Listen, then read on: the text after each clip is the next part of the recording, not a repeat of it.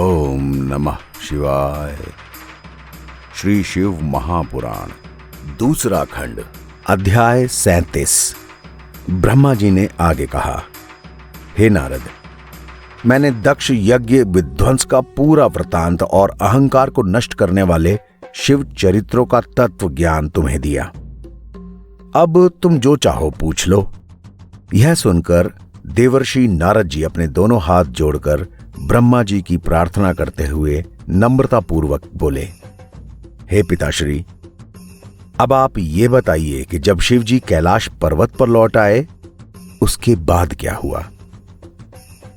ब्रह्मा जी ने बताया, जिस स्थान पर सती ने अपना शरीर त्याग दिया उस स्थान पर एक परम प्रकाशवान ज्योतिर्पुंज का उदय हुआ। वो ज्योतिपुंज पश्चिम दिशा की ओर एक देश में गिर गया। तब उस ज्योतिपुंज का नाम ज्वाला भवानी हुआ। उसकी सेवा करने से सारे मनोरथों की प्राप्ति हो जाती है। उसको ज्वाला देवी भी कहते हैं। कल्प भेद के अनुसार सती के कई अंग भी प्रकट हुए। वो जहां जहां गिरे उन स्थानों की महिमा अलग अलग है। सूत जी बोले, हे ऋषियों, ये बात सुनकर नारद जी ने ब्रह्मा जी से वापस पूछा, हे पिताश्री, अब आप कल्प भेद से सती के सारे चरित्रों का वर्णन बताएं और ये भी बताएं कि उनके द्वारा किन किन देवियों की उत्पत्ति हुई। ये सुनकर ब्रह्मा जी ने कहा, ठीक है नारद, सुनो। एक कल्प की कथा यह है कि जब सती ने दक्ष के यज्ञ में पहुंचकर अपना अपमान और शिवजी के निरादर को देखा तो वो अत्यंत क्रुद्ध हो गईं। उन्होंने अपनी माता के पास पहुंचकर उन्हें बहुत समझाते हुए कहा, मां, इस यज्ञ स्थल में बहुत दुखदाई निंदनीय कर्म हुआ है। मैं अब अवश्य अपने प्राणों को त्याग दूंगी, जिसके कारण सब लोगों को बहुत दुख उठाना पड़ेगा।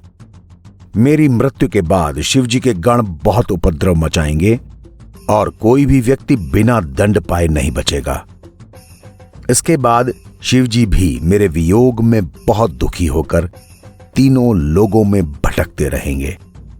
इस तरह की भविष्यवाणी करके सती ने उस स्थान से चले जाना चाहा, लेकिन उनकी माता और बहनों ने उन्हें रोक लिया।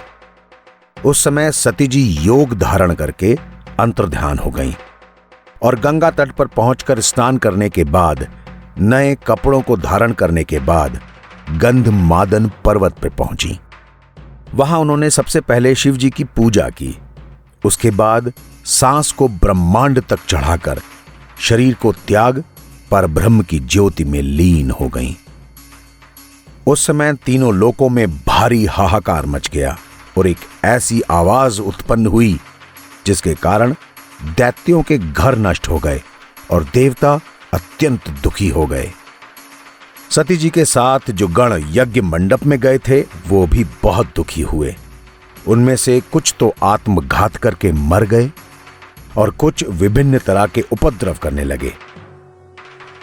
यह देखकर भृगु ऋषि ने अपनी मंत्र शक्ति से यज्ञ की रक्षा की। उस समय शिवगणों ने भगवान सदाशिव के पास पहुंचकर उन्हें सारी बात बताई और उनसे अपनी रक्षा की प्रार्थना की।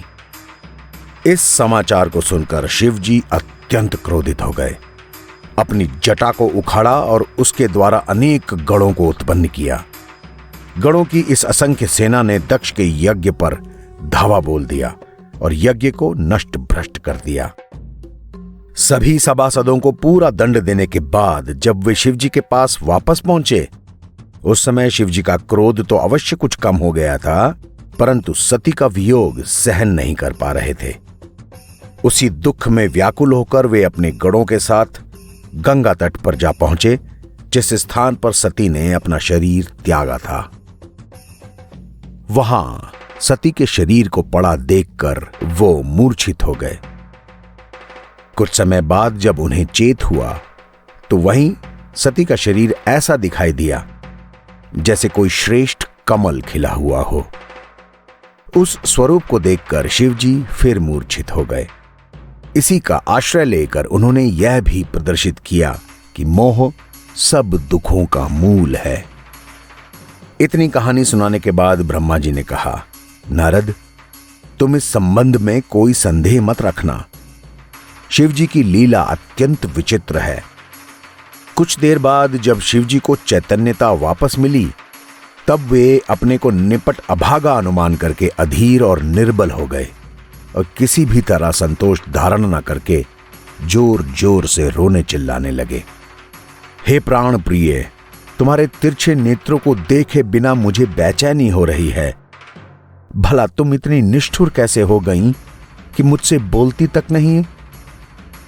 इस तरह कहते हुए शिवजी ने सती जी के मृत शरीर को अपने हाथों में उठाकर हृदय से लगा लिया।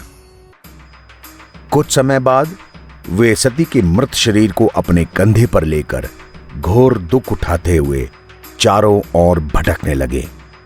उन्होंने संपूर्ण देश, पर्वत, द्वीप, समुद्र, वन, लोकालोक, सप्तशृंग पर्वत आदि संपूर्ण पृथ्वी का भ्रमण कर डाला।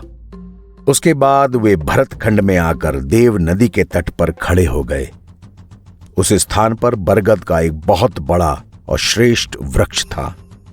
वहीं दौड़ दौड़ कर शिवजी ने रुदन करना आरंभ कर दिया। साथ ही सतीय प्रिय, सती प्रिय, सती प्रिय और अनेक नाम ले लेकर वे सती को पुकारते रहे। उस समय उनके नेत्रों से आंसुओं की धारा बह निकली। जिस स्थान पर भगवान सदाशिव के आंसू गिरे, वो स्थान नेत्र सरोवर नामक तीर्थ से प्रसिद्ध हो गया। उस तीर्थ में स्नान करने से मनुष्य को अपने सारे मनोरथों की प्राप्ति होती है। यह स्थान तपस्वियों के लिए श्रेष्ठ तपोभूमि है। उस स्थान पर स्नान करने से सारे पाप नष्ट हो जाते हैं। इस सरोवर की लंबाई 2 योजन है। इसके बाद वहां कुछ समय ठहरने के बाद शिवजी फिर आगे चल दिए। मार्ग में चलते चलते जिस जिस स्थान पर सती के मृत शरीर से जो भी अंग गिरा, वे स्थान सिद्धपीठ के नाम से प्रसिद्ध हो गए। उन सिद्धपीठ स्थानों की पूजा करने से सारे मनोरथ पूरे होते हैं। उक्त स्थानों पर भगवती महामाया अपने सारी कलाओं समेत निवास करती हैं और भक्तों को सर्वस्व प्रदान करती हैं। इस तरह लीला करने के बाद शिवजी एक स्थान पर जाकर बैठ गए। सती के मृत शरीर का जो भी भाग शेष रहा, वहां उन्होंने उसकी एक माला बनाई, अपने गले में धारण कर ली। फिर चिता की भस्म को अपने शरीर पर मलकर वे उसी स्थान पर बैठ गए और अनेक नामों से सती का स्मरण करते हुए रो रो कर व्याकुल होने लगे। उन्होंने परब्रह्म होते हुए भी ऐसी लीलाओं द्वारा सबको मोहित कर लिया। हे पुत्र, भगवान सदाशिव के इस चरित्र को पढ़ने और सुनने से भी मुक्ति मिल जाती है।